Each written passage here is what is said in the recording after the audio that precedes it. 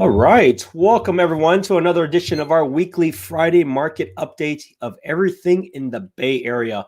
I'm going to change up this series a little bit this time. And number one, I'm feeling a little sick, so I apologize for the raspy voice. But nevertheless, I still am always committed to get this done, regardless how I feel. But I'm going to change the framework this time around. We're going to try this for some time, and we'll see how it goes. Number one, we're always going to start off with any sort of relevant headline articles of the week. I want to go over my thoughts as somebody that does quite a bit of business here in the Bay Area as to what my feedback is when it comes to these different articles. We'll do that every week. So it's always going to be the latest information as to what people might be writing about or maybe hearing. Number two, after that, we're going to go over, I want to share stories about how I've met different clients, but also how I've helped people buy their houses. We're going to go over those houses. I'm going to give you that story as well. I think it's going to be very cool because that's what I love about this business. I mean, there's so many people that I get to help, so many amazing people that I get to meet through this line of work. And sure, there's tons of ups and downs. It's not an easy thing. I work a ton, but I think it's always great for people to understand the thought process, the stories of these individuals and how they got to the house. And then last but not least, we're going to cover the market updates of the week. So I always go over different counties. I share with you the data so that you can visually see for yourself. And I also give you some of my thoughts when I see these numbers as well. So lots to cover today. Different framework, but let's get going. And as usual, you're always welcome to chime in live. I answer and respond to all questions throughout, and it's always an interactive session. Apologies for the last one. Actually, it was a different quote, but let's go into the very first article. SRI campus in Menlo Park may become a big mixed-use neighborhood. Modern offices, homes could replace existing SRI Menlo Park complex. So this is a fundamental thing that most cities are having this issue to deal with. They have a lot of corporate space. It could be industrial, it could be warehouses, it could be old office buildings. And they're all, as you can imagine, back in the day, especially with SRI, I mean, these could be decades old, maybe like in the 70s, 80s. And so whatever their zoning was back then is completely different than what it is now. We need a lot more housing, a lot more density. So do not be surprised as you see a lot of these places rezone things to be really quite interesting. So it'd be really, really cool to see this happening, especially if areas do need less office space, but then they can use that opportunity to create much more housing. Especially every city has a different mandate in terms of how much housing they need to build over the next decade. That is a mandate from the state level. But as you can imagine, places like Menlo Park, places like Palo Alto, these very high end expensive places, like where would you build if you were them, right? You have like the wetlands, you can't really build there. You have all sorts of space already in use. You can't tear down single family homes. So it really provides a limitation of practically almost only the spaces that are office spaces. Now, given they're in prime locations, there's going to be plenty of builders that would be happy to take that opportunity to rezone and redevelop the areas, but it's something to be mindful when it comes to these projects. But don't be surprised. You should see a lot of these happening throughout the months, throughout the years. Is pandemic rent pricing already over? Here's where San Francisco stands now. For renters in San Francisco and across the U.S., pandemic pricing is increasingly a thing of the past, a new report says. There is without a doubt that things have continued to rebound back. Now, a lot of these are being projections in terms of how they correspond in terms of what things will likely happen. Now, it is without a doubt, and you see for yourself, I'm renting out some homes for my clients in terms of leases. There's still quite a bit of activity. Now, prices have dropped slightly still over the previous years, but nothing dramatic, especially in the larger the home, the larger the unit, not dramatic at all. Like, for example, if you want to rent a single family house, it probably has not declined. It probably has actually increased over the year. Townhomes have declined a little bit. Condos have declined more. But now as people are coming back, there are a lot of companies coming back, but some that you may not know of. For example, I have an introduction made yesterday. Lyft is going back to the office as well for at least 3 days a week in San Francisco. So you have a lot of companies coming back as well. A general mandate for most is going to be September. We're seeing a lot of people return back to the Bay Area, and San Francisco will be a benefactor as people come back. Especially if you think about San Francisco, most people have fled San Francisco over the year for various different reasons. Number one, it was, why pay that kind of amount when there's literally nothing to do? You're literally in a box all day. So why pay that amount? Nothing was open. Like literally, it was one of the most locked down places in the entire country. So there was just no motivation for anybody to live there. But as you may all know, check out the parks again. Check out the restaurants. Check out the bars. Everything is fully open. Everything is packed. I mean, literally packed everywhere. So if you thought it's bad now, everybody is ready to spend. Everybody's ready to go out. And with that in mind, people will want to flock back to the city of San Francisco. This week, I helped the client buy a place in San Francisco, buy a condo there. So I'm helping a lot of other clients buy in SF as we speak, which was not the case for the entire of all of last year. But that is changing very quickly, and I will show you the data that reflects that momentarily. Now, when we deal with this kind of market, the thing that is very interesting is you have some clients, which are, fortunately, a lot of clients of mine that have the long-term thinking. At the end of the day, while things will get hot, things will get cool, generally homes will go up about 6% a year on average in the Bay Area over an extended period of time. That has been the data of the last 4 decades.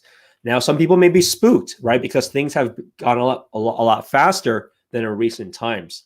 So at the end of the day, it depends on the individual, but people should not lose focus as to why did you even look for a house to begin with? Many people forget that because they always fall into the trap at the end of the day of just being a renter. They say, you know what, it's easy to be a renter, which it is. Of course, that's the whole trap of it. It's quote unquote less, which it is. It's less headache, less work, less of a process. It's easy to get a rental. There's nothing it was never difficult to get a rental. So a lot of people kind of make that mistake, and then they lock themselves for a year later, and then they sometimes get further and further out of reach. So at the end of the day, you want to consult with your realtor and going over options and available strategies. At the end of the day, this year, I've already helped 25 families buy a house. It is certainly not impossible. It's certainly very practical, but you do need to level set expectations as to where would this go? Where would this go relative to what other homes have sold for, irrespective of the list price? I think a lot of people fall into that mistake. They think, I'm paying 20% over list. Look at this clickbait article here. Offers 20% over asking or expected. All this kind of BS here. The reality is, if it's 20% over asking, it's because they artificially priced the home very low to drive a lot of people in. So you have these kind of clickbait articles that have scared a lot of people. But when you look at the charts itself, you can disregard the June figure because it's only 4 days. It's not relative. But if you look at this growth over the last couple of months, you can see it was not 20% over previously. Now, if it's 20% over something that sold 6 months ago, then yes, that is very realistic.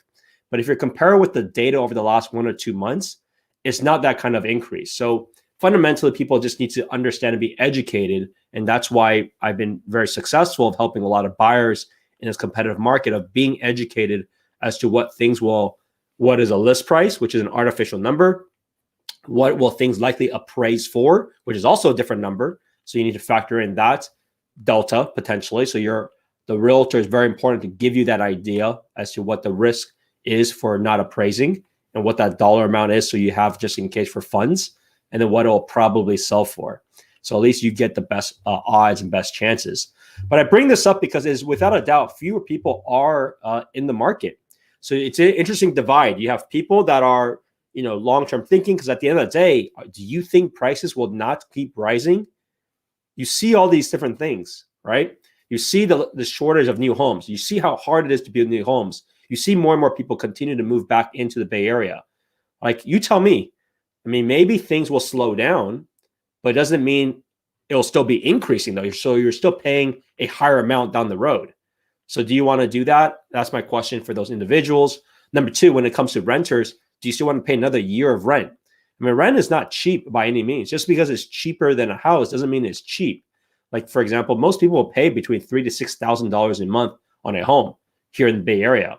Do the math. I mean, that's between $36,000 to $72,000 a year that you're wasting just because you think the market's too hot and you kind of give up. So it is what it is. I mean, I've seen it personally myself, and I try to educate as much as I can. And at the end of the day, people can make the decisions themselves. Kevin, thanks for tuning in, and thanks for tuning in actually weekly. How do cities handle zoning and rezoning? How much say do the citizens of the cities have versus what the city wants to generate more taxes for them? This is a very great question. It's a very difficult thing to answer. Typically, what happens is that cities tend to have long-term plans, right? They have these kind of, if you look at every city website, they have some sort of like plan for the next decade. Now, it could have been done a few years ago, but the idea is that there's a decade-long plan. So quite frankly, most areas have already been classified and been rezoned and zoned in different ways. Now, what makes it very complicated? There are mandates and there are, requirements from the state to say, look, every city needs to build X amount of housing, right? And that could be dictated from different means. Could be political, could be based off of size, whatever it may be. Could be based off of how close they are to a transit stop. There's all these other variables. But the idea is that every city is required technically to build a certain amount of housing a year or over the course of time. Now, the question, though, is like, how accountable do these cities have to be? That's very difficult to say. What can the state do? They can say, we won't give you any state funding. The question is, does the city need those state fundings? I don't know, right? Take a look at like Palo Alto, Menlo Park. Just drive by. Like, how many new homes have you seen in those areas in the last 5-10 years? Right? I mean, the answer is not a whole lot. But why is that? Several different reasons. Number one, there's just no land for them to build. The rezoning and tearing down places also requires big investors to go through that project, right? The investors are not stupid. They want to look at the numbers and be like, okay, how much can I possibly earn? Does this make sense? And if you think about it, there's somebody that owns that building and owns that land too. So they need to make it work, because that owner of that land also knows how much it's worth because it's now rezoned. So it's way more complicated than just it got rezoned, because now it needs to be a very clear mutual win, which it is high level. The pie is bigger now because if you can build more density, it is bigger. But the question is, how do you structure that deal? And like, what is the tolerance of both sides to make it happen? So it's very, very difficult for a lot of these projects. To give you an idea, this week I was able to meet with the agent. Crazy story. Meet with the agent that helped the family build and develop Communications Hills. Anyone that lives in the Bay Area knows how massive the hill is, right? I mean, now their goal is to make, I think, 3,000 units, something like that. They made only half of that so far. They're almost done with phase 2. And they're going to have like industrial space, which is pretty massive, about 25,000 square foot of space. They're going to have a mixed use space of like office rentals as their next phase, but that's a couple of years out. But like that project started in discussion with the city back in the 90s, I think. Actually, probably the 80s and 90s. It took 2 decades for them to decide what they're going to be doing in the plan before they even started building. So you see these things that are very difficult, number one, very complicated, and there's so many parts. Now, the reason why Communications Hills was able to do what they did is because the owners owned it outright, right? So they have the patience to last forever. But if you were buying, a commercial space and you have a bunch of stakeholders, then that gets very, very interesting, right? Because now you have a different stakeholders to report to. There's different things. Your thinking long-term is completely different. So that's why there's all sorts of complexity, all sorts of variables when it comes to this. At the same time, a lot of citizens, for sure, there is a massive, not movement, but massive saying, which is NIMBY, not in my backyard. And that's even more prevalent in more expensive areas. For whatever reason, the people that live in rich areas, in more expensive areas, they have actually more time. If you actually think about it, they actually have more time than those that are, maybe hardworking all day because they're so busy doing their work. So they have less time to do political actions or make a voice with the city and things like that. So places like Palo Alto, Menlo Park, Cupertino, Los Altos, Los Gatos. I mean, think about those areas, right? Very much higher end properties. Not much construction, right? Not much has changed, quite frankly, in those areas. It's very, very difficult to build there. And a lot of it has to do with the political pressures. Because think about this, who votes you in for the city is the citizens, right? And so it's a very difficult thing to change. And unless the state can truly push people, that's really the only way. But it's very difficult for that to happen too. So then you might have like different lawsuits between the state and the cities, which is not uncommon to see. But that's something that happens too. Okay, so let's go with the second segment. So the second segment that I want to provide is actually related to some of the deals that I closed in the last week. So I want to talk about these different stories, talk about these journeys. This one is 780 Batista Drive in San Jose. This is a property out in, guess where? Communications Hills. It's actually one of the previous spots, the older areas of Communications Hills. This family works at Apple, amazing family. And, their goal, they want to get out of a condo. They have a young baby and they're expecting another. So as many people, I think you'll see that as the years, there is a lot of COVID babies that is happening. What does that mean also for housing? There's going to be a whole lot more people that will continue to make moves for bigger space, right? So it's going to be interesting to see throughout the year. That is very likely to continue to happen. We're going to see a lot more movement, quite frankly, because a lot of births are happening much higher than the normal rate. I can probably assure that. I would love to see that data come out as this continues to move forward. But they needed more space. They're upgrading, I think, from a 2-bedroom condo to now a 4-bedroom, 2,300 square foot space. This is one of the largest units in the area. So congratulations to them. They ultimately want a larger space. And fortunately for this was not very competitive.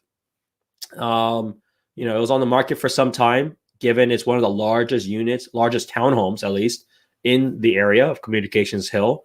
Was not too difficult to get. And what's crazy was that they were about to give up. I think they were about to say, like, we're going to look for 1 or 2 more weekends. If we can't get it, we're just going to give up and just stick with our condo.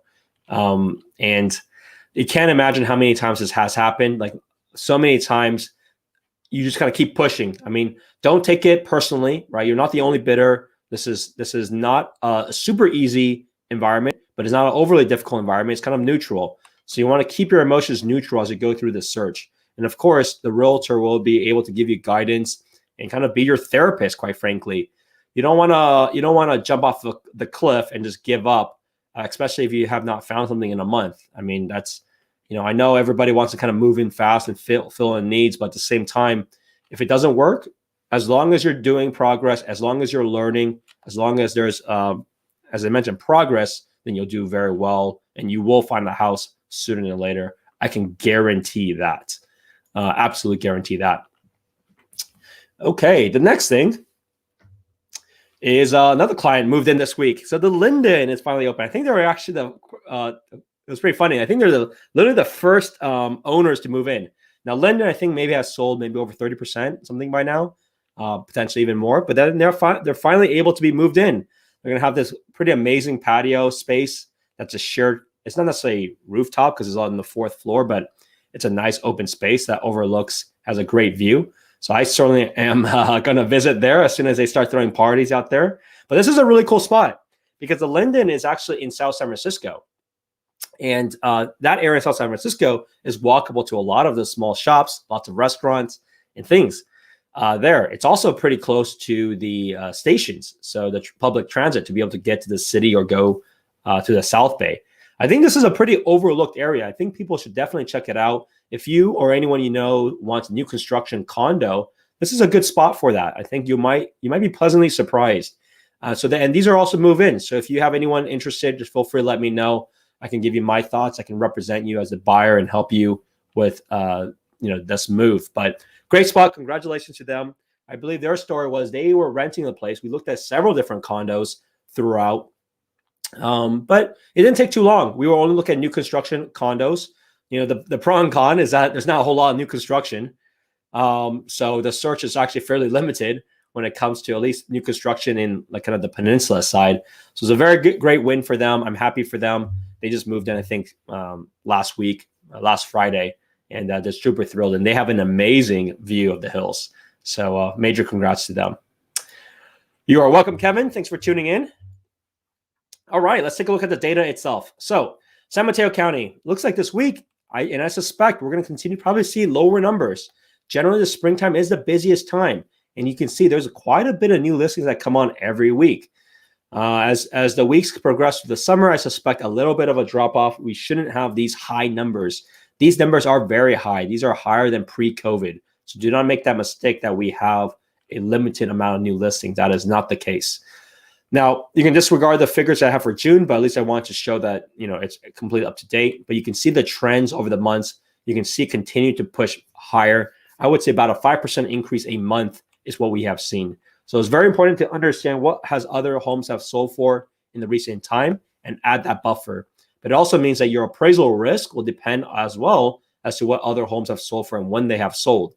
So it's very important to understand that, especially in San Mateo County, which is a very competitive county, as I mentioned, as people are clearly moving back to the area. The other thing next is Santa Clara County. Santa Clara County, as you can see, also a drop in new listings. Now, I think this has a combination as well. This data was pulled as of it was Memorial Day weekend last weekend. So this is so it's a data pulled from that. So there is going to be a little bit less potentially for the holidays. But either way, I think as we enter in summer, you'll encounter the same thing. But as you can see, the figures, May hit an all-time record high, pretty substantial increase. I suspect that this growth will continue to happen. I suspect it will probably be a little bit slower, but I still suspect that the growth will continue to happen.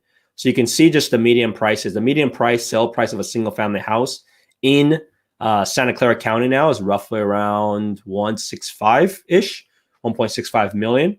And you can see even condos and townhomes have picked up quite a bit over the months. This has to do with several factors. People are giving up from their dreams and aspirations of initially starting off with single family. And there's nothing wrong with starting off with a condo and townhome. That is how a lot of people get started with their search. Look at Alameda County. I'm going to start putting some data as well. You can see there's 516 new listings, quite a bit of new listings in Alameda County. You can see contingent pending 321 so far.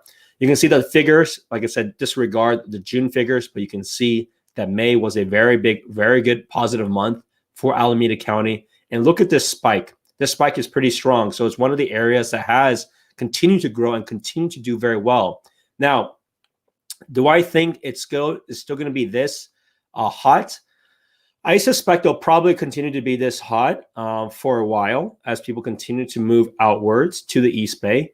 However, I think there's going to be a big factor by the time that September hits around and people get to see the traffic again, that there should be an impact to slow the growth.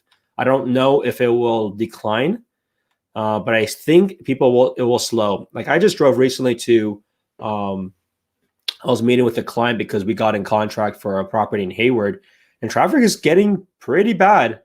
It's getting pretty bad again. And so that will be a factor, which a lot of people are not realizing given they have not been out of their house for some time. But as more and more people will go back to the office, that will be a meaningful impact. Next, let's actually close off with the last one for today, which is San Francisco. San Francisco prices have continued to increase. I mean, take a look at single family houses. So you can cut the clickbait article when it comes to San Francisco of a doomsday.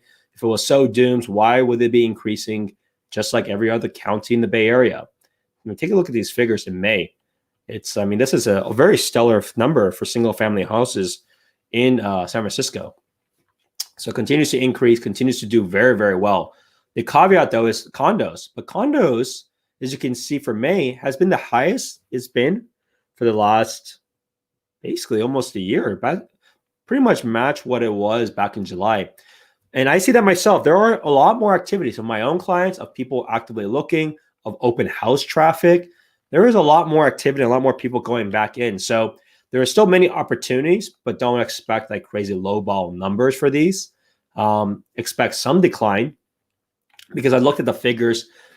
Prices have been relatively flat, I would say, the last 3 years in San Francisco for condos. So it hasn't changed a whole lot.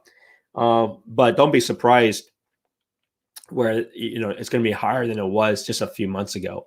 But it's nothing too crazy out there. Pretty predictable. People have a lot of options. but there is certainly a lot more activity that's going back. And I'll answer this as a wrap up because this will conclude the session. A lot of people are anticipating that the market will cool down after this summer season. What are your thoughts on this sentiment? I think, Kevin, at the end of the day, everyone is hoping and praying. That's my answer to that question. People have always been hoping and praying that things will slow down. A lot of people are, everybody's hoping and praying. And for me personally, I don't think it's a bad thing. I work with a lot of buyers. To give you an idea, right now I'm working with at least probably 30, 40 buyers as we speak. And amongst them, like how many people are dropping off? A lot of people have dropped off. Not of the 30, 40, because those are active. But a lot of people, other people have dropped off in general. And so if it does cool down, it's actually going to be better for everybody, right? It's going to be better for me because I don't have to keep telling people, hey, look, stay focused on your goals. It'll be much more modest, and it'll also be much more predictable as to what we'll go for. However, it is unlikely to happen. I think I will probably call the counter argument to that. It seems unlikely. I think things may get worse. And here's the thesis as why things will get worse, at least for the next year. I think things may get worse for several reasons. Look at new construction. You tell me how much new construction is left for people to absorb. Fortunately, in the last year, people have been able to take those properties because they were actually a little bit slower if you ask same time last year. But look at all those massive developments. Look at Nuevo, 80% sold out. Those are Santa Clara townhomes and single family. Look at all new construction all over the Bay Area, at least for townhomes and if they're single family. You tell me how much is left. The earliest move-in for a majority of those is going to be next year. And that's if they even have any left to sell. And then look at what's coming down the pipe. There's a big gap, right? Look at Communications Hills. They sold out 1 year in advance. What do you think that means now? They will not build anything for the next 3 years. What do you think that means for now supply? Right? So these are data. This is actual data. This is something that people need to understand. Things may have a very good probability of getting much worse. That's one case, which is the supply side. Case two, which is the demand side. People are coming back to the Bay Area. Now, there's their choice what they want to do, right? Do they want to rent, which will drive up rent?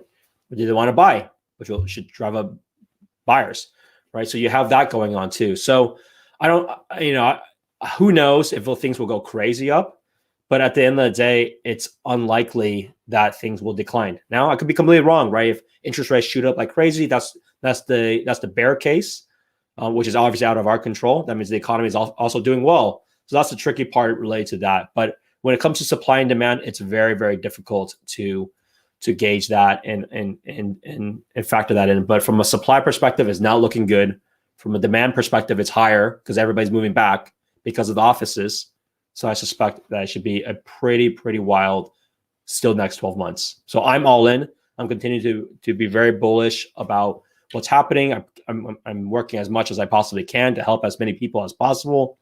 So it's been very intense, but appreciate all the questions you're tuning in. And of course, if anyone else has any questions, feel free to reach out. These are live, so I answer everything in real time. If you're not able to tune in live, you're welcome to leave a comment either on my Facebook page or on YouTube, as I will get back to you with my thoughts too. Hope you enjoyed this episode, Engineering a Better Life Today. We'll see you at the next one. Bye now.